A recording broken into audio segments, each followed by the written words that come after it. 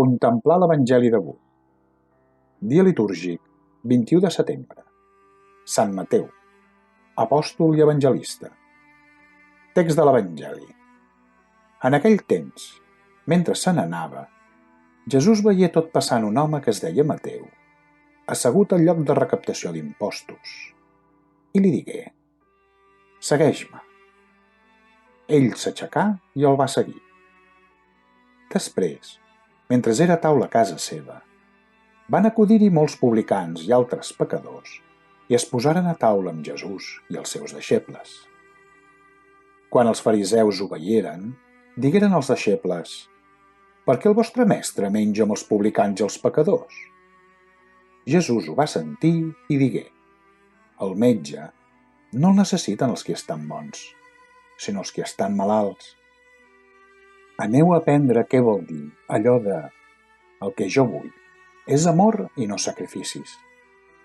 No he vingut a cridar els justos, sinó els pecadors».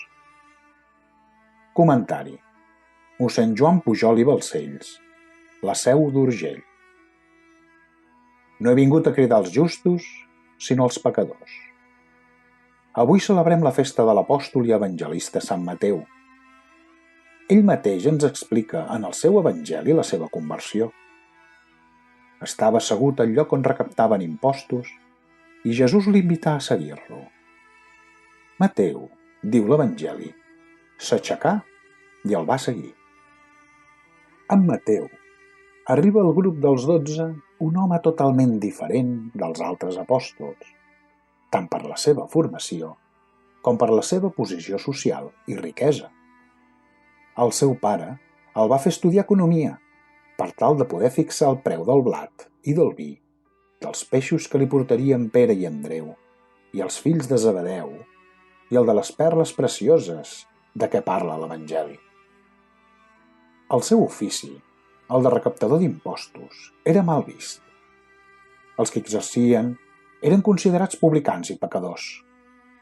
Estava al servei del rei Herodes, senyor de la Galilea, un rei odiat pel seu poble i que el Nou Testament ens el presenta com un adúlter, l'assassí de Joan Baptista i el qui va escarnir Jesús el divendres sant. Què pensaria Mateu quan anava a rendir comptes al rei Herodes?